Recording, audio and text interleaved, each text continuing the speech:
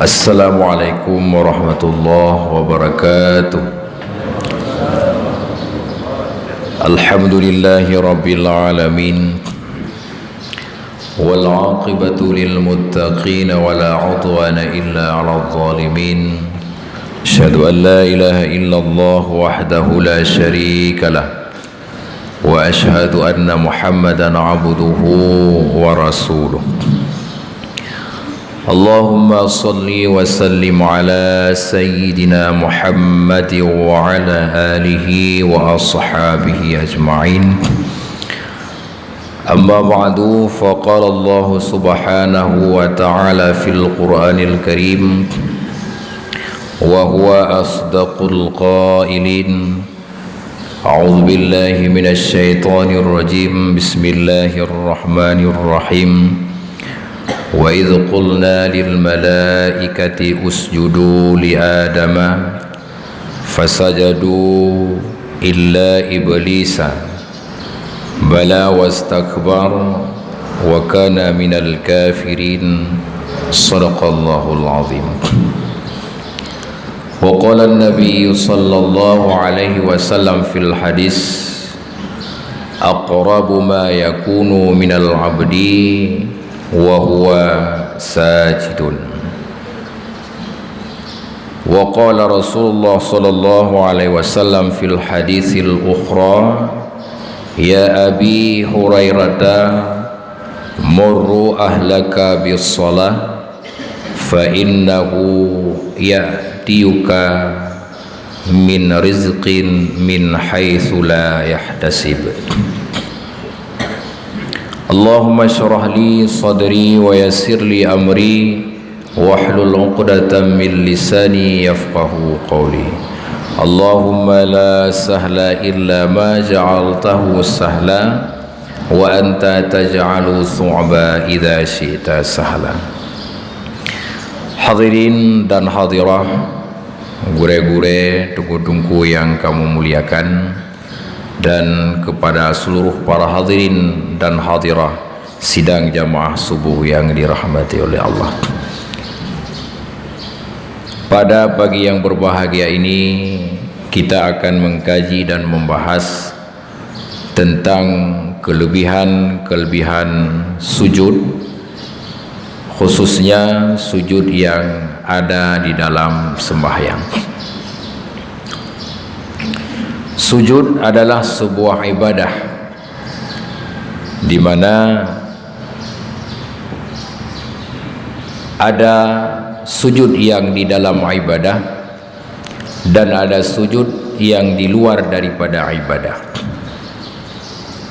Sujud yang di luar ibadah yang kita dengar, yang kita kenal dan diperkenalkan di dalam syariah dengan kata-kata sujud syukur dan sujud tilawah,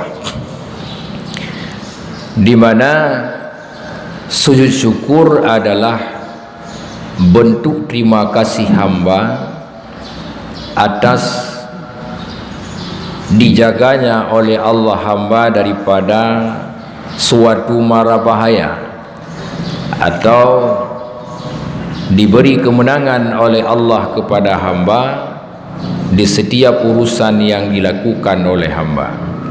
Umpama oleh kita melihat ada orang yang berbuat maksiat, dah lewat bak jalan, tak kala urang na yang main judi, na urang tengah gejip minuman keras. Lantas setelah kita melihat dan melewat, kita melakukan sujud syukur kepada Allah. Itu diperintahkan dalam agama. Kemudian tak kala urang mopok tajak batalo jalan, kemudian tiba-tiba satu kenderaan dengan kenderaan yang lain beradu, berantam, mopok. Juga dalam agama disunatkan untuk melakukan sujud syukur. Artinya mengucapkan terima kasih kepada Allah karena Allah tidak menimpakan musibah atau menjauhi kita daripada melakukan yang maksiat. Kemudian yang selanjutnya sujud tilawah, karena ada ayat-ayat tertentu yang dibaca di dalam salat, maka disunatkan bagi orang yang mendengar bacaan surat sajadah, disunatkan untuk melakukan sujud tilawah. Kemudian yang terakhir yang dilakukan di dalam segala salat, baik itu salat maktubah atau itu salat-salat sunat, sujud yang dilakukan di dalam salat. Sujud adalah kaifiyah atau kelakuan yang khususiyah, di mana apabila kita perhatikan setiap rukun yang di dalam salat yang terulang 2 kali hanya sujud. Rukuk 1 kali, berdiri 1 kali, duduk di antara 2 sujud 1 kali. Adapun sujud itu diulang sebanyak 2 kali dalam 1 rakaat. Maka sujud merupakan titik ibadah yang sangat mendekatkan hamba kepada Allah. Maka disampaikan di dalam kitab Mahalli, kenapa sujud itu dilakukan 2 kali? Karena sujud yang pertama merupakan kepatuhan hamba terhadap perintah. Adapun sujud yang kedua adalah karena rasa terima kasih hamba, rasa syukur hamba kepada Allah. Hadirin kaum muslimin sidang jamaah subuh yang dirahmati oleh Allah. Begitu juga tentang kelakuan orang yang salat, di mana di dalam salat, di dalam sujud, yang melakukan sujud itu diperintahkan agar anggota tujuhnya semua tepat dan menghadap kiblat. Syarat-syarat di dalam melakukan sujud antara lain, sujud itu harus ada tumakninahnya, ada diam kadar membaca subhanallah, walaupun sujud itu tidak dilakukan zikir-zikir tertentu. Bunataim kadar subhanallah, Allahu akbar, dah sujud harus ada tumakninah, diam. Anggota tubuh katanya ada diam, tidak bergerak. Kemudian sujud itu harus dikasat untuk sujud. Waktu dah lakukan sujud, tidak boleh ada unsur lain baikna qasad, bukan karena sujud. Umpama karena ia katanya terhadap sesuatu, kemudian lantas tak tren tak sujud. Karena tak takut terhadap mara bahaya sesuatu, tak tren tak sujud. Kan karena tak sujud tak tren, tapi karena yang lain, maka sujud tersebut tidak dianggap sebagai sujud yang sah. Kita harus mengulangi melakukan sujud. Kemudian dalam melakukan sujud disyaratkan bahawa dahi kita, jubhah, itu jangan terhalang sekaliannya dengan sesuatu, hanya menghalang, di mana harus ada bahagian daripada jubhah katanya yang mengena di musalla tempat kita melakukan sujud. Kemudian 2 telapak tangan kita harus menyentuh tempat kita sujud berkenaan musalla. Artinya waktu atas sujud hanya tergambar so. Tapi qif, dua telapak tangan itu harus mengena di tempat sujud. Kalau dua qif tidak mengena di tempat sujud, maka sujud itu tidak sah. Dua lutut tidak boleh bergantung, bergenang dua tuut kan tempat sujud. Kemudian dua telapak kaki, perut anamil itu ujung kaki semua anamil kaki, anak kaki bertedang berkenang perut kaki bermenghadap kiblat. Apabila kaki kita tak pedang mentang hana mengenak batin daripada perut kaki, nyan sujud digaris bawahi dalam kitab fikih bahawa sujud kita itu tidak sah. Nah, waktu kita melihat ketentuan-ketentuan dan syarat-syarat sujud lebih jauh berbeda dan banyak syaratnya ketimbang gerakan-gerakan rukun yang lain di dalam melakukan ibadah salat. Hadirin dan hadirah sidang jamaah subuh yang dirahmati oleh Allah.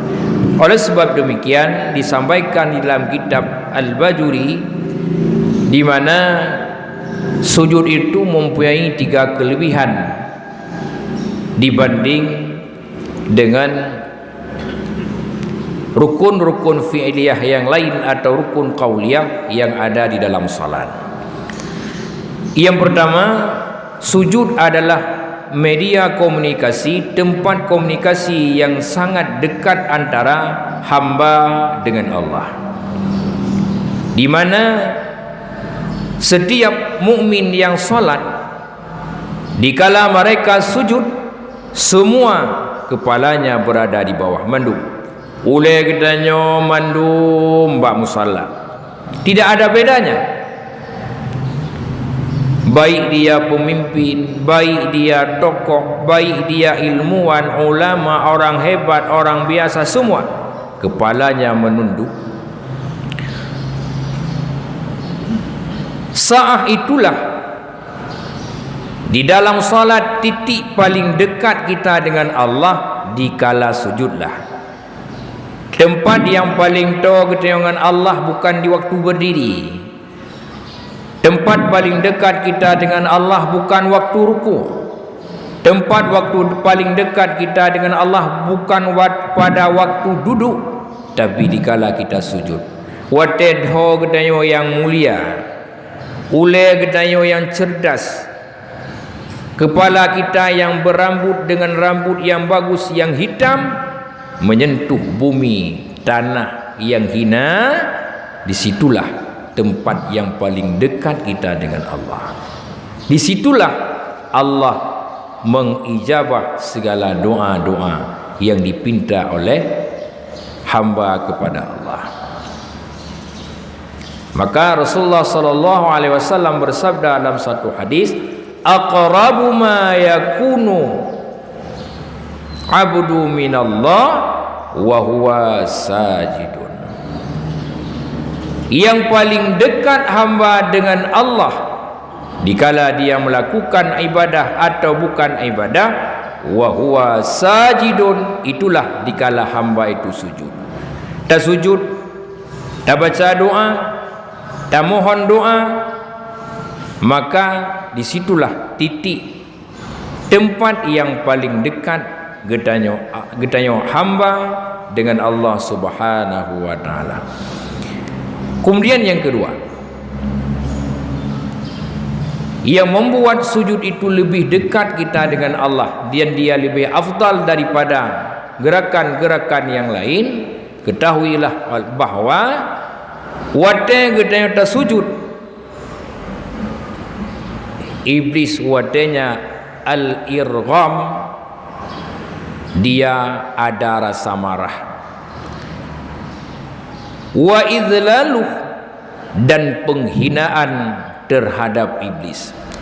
Sujud getanya kepada Allah di dalam sembahyang itu merupakan salah satu sebab yang jid iblis bengih. Dan sujud getanya kepada Allah idlaluh, penghinaan terhadap iblis.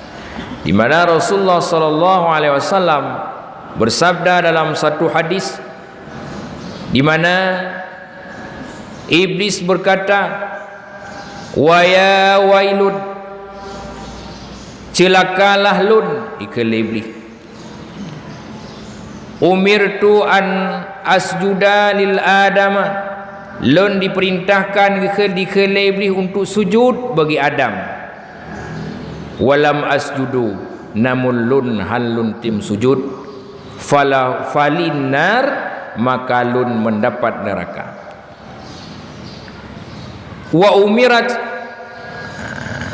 umiral mu'minuna an asjuda, dan diperintahkan akan orang mukmin untuk sujud. Falahul jannah, maka bagi mereka itu ada syurga. Maka wate kita sujud,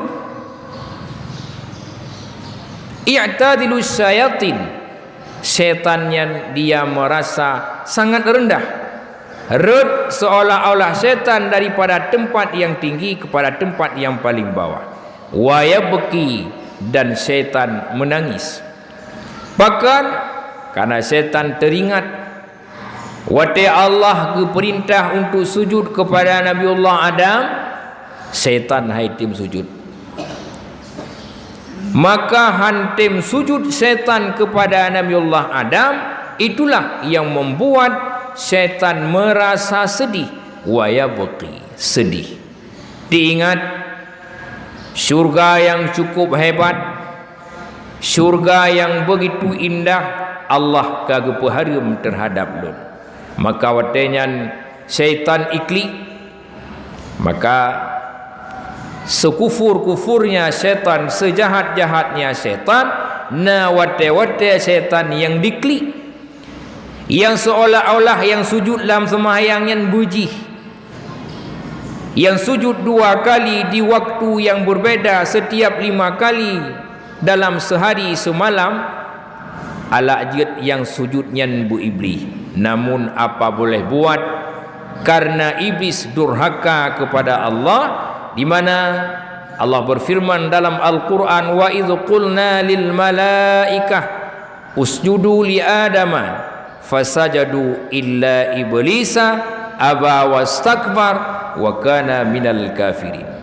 Wa idh qulna, dan ketika kami berkata bagi para malaikat, usjudu, sujudlah kamu wahai para malaikat, fasajadu, maka sujudlah mereka para malaikat, illa iblisa, kecuali yang hantim sujud iblis. Bahkan mereka takabur, dan iblis adalah golongan daripada golongan yang kafir. Hadirin dan hadirah sidang jamaah subuh yang dirahmati oleh Allah, diceritakan dalam kitab Tanbihul Ghafilin, pada suatu hari tergoreslah di dalam hati setan untuk melakukan taubat kepada Allah.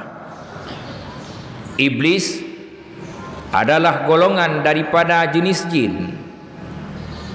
Iblis 11.000 tahun lebih awal dulu hidup ketimbang Nabiullah Adam. Iblis adalah gurunya para malaikat. Iblis adalah makhluk Allah yang paling hebat, yang banyak ilmunya. Karena durhaka kepada Allah, menganggap ciptaan Allah itu salah, dan Allah hana hak cipta Nabiullah Adam, maka disitulah awal iblis menjadi kufur dan menjadi kafir. Maka pada suatu saat tersirat dalam hati iblis untuk melakukan taubat kepada Allah. Berjumpalah iblis dengan Jibril, penghulu daripada segala malaikat. Iblis bertanya kepada Jibril, "Wahai malaikat Jibril, aku ingin bertobat kepada Allah, boleh?" kata Jibril. "Apakah Allah akan menerima taubatku?" "Allah akan menerima. Namun engkau akan diterima taubat oleh Allah," kata Jibril, "dengan 3 syarat. Syarat yang pertama," kata Jibril, "engkau wahai iblis wajib bertaubat kepada Allah, memohon ampun atas segala dosa yang telah engkau lakukan. Baik, kata Iblis. Syarat yang kedua, segala yang pernah engkau tinggalkan dan tidak pernah engkau lakukan, maka engkau harus melakukan dan tidak boleh engkau tinggalkan. Kemudian yang ketiga,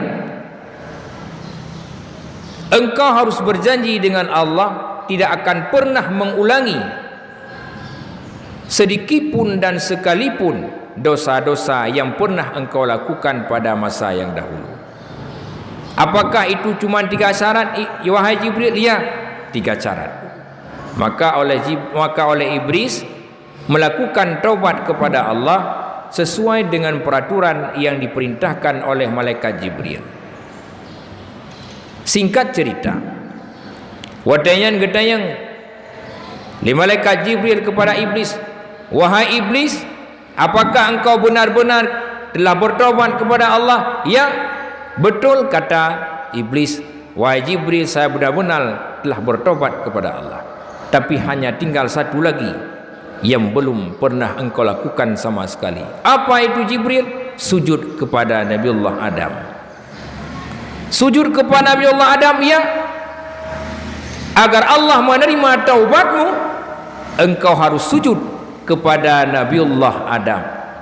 Kan Adam sudah mati, iya. Walaupun Adam sudah mati, engkau wahai Iblis harus datang ke kuburannya Nabiullah Adam untuk sujud kepada Nabiullah Adam.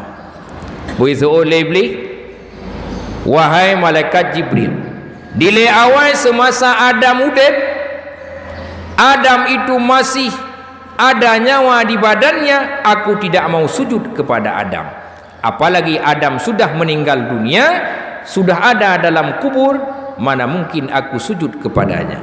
Yang kedua, wahai malaikat Jibril, aku ini keturunan mulia. Allah menciptakan aku daripada bahan yang lebih hebat daripada Nabiullah Adam. Adam diciptakan dari tanah, aku diciptakan dari api. Aku ini hebat, aku ini berilmu, aku lebih duluan dicipta oleh Allah. Mana mungkin aku sujud kepada Nabi Adam. Hai tim sujud Iblis. Karena Iblis hai tim sujud, maka oleh Allah hana geterima taubat daripada Iblis. Hadirin dan hadirah sidang jamaah subuh yang dirahmati oleh Allah. Kemudian yang ketiga, hikmah kelebihan kita melakukan sujud di dalam sembahyang adalah sujud itu merupakan da'wal ubudiyah, mendakwakan diri kita yang bahwa kita benar-benar menjadi hamba Allah, benar-benar kita orang yang melakukan ubudiyah kepada Allah.